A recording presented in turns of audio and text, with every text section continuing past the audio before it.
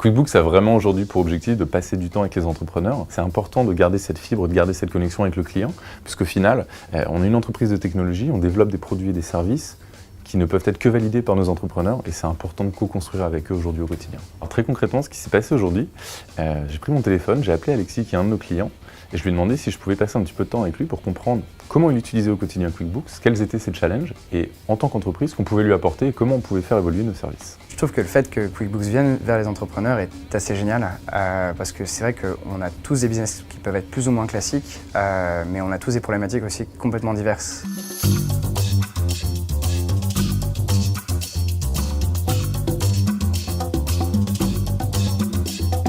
Aujourd'hui, j'avais rendez-vous avec la société Keymetrix. On est allé les observer donc, dans leur environnement de travail pour voir comment ils utilisent QuickBooks, comment ils s'en servent. Les objectifs de cette démarche, c'est à la fois de fournir du support pour notre utilisation. Ça se fait par mail, par téléphone, aujourd'hui via un rendez-vous et c'est la première fois. C'est aussi de récupérer du feedback et de connaître mieux l'utilisation de QuickBooks de la part des clients. Cette initiative d'aller observer l'utilisateur, c'est quelque chose qui est vraiment l'essentiel de notre entreprise. On a toujours eu cette démarche depuis plus de 30 ans. On a deux objectifs à travers ces sessions. Le premier, c'est de comprendre les manques et ce qui pourrait satisfaire nos clients et ce qui pourrait se traduire en amélioration de produit au quotidien.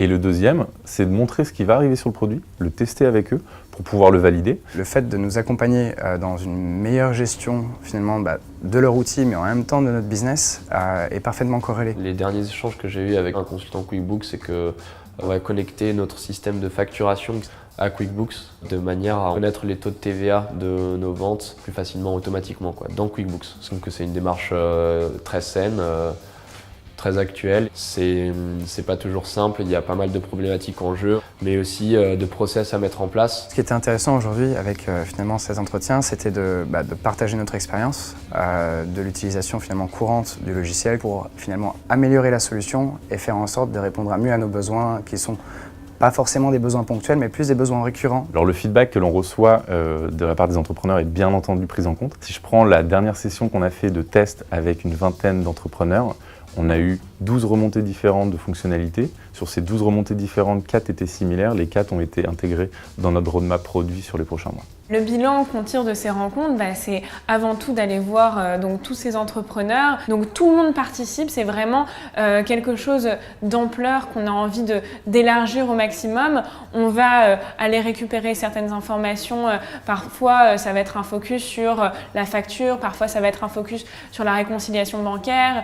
Parfois, un focus sur notre écosystème d'applications. Chaque rendez-vous est différent et on en tire beaucoup d'informations très différentes parce que chaque utilisateur est unique. Cette démarche de rencontre et de passer du temps avec des clients est vraiment gagnant-gagnant pour les deux. Nous, on a besoin d'être guidés dans le développement de notre solution. Eux ont besoin de partager un feedback, de partager leurs besoins très précis pour pouvoir diriger au mieux leur entreprise au quotidien.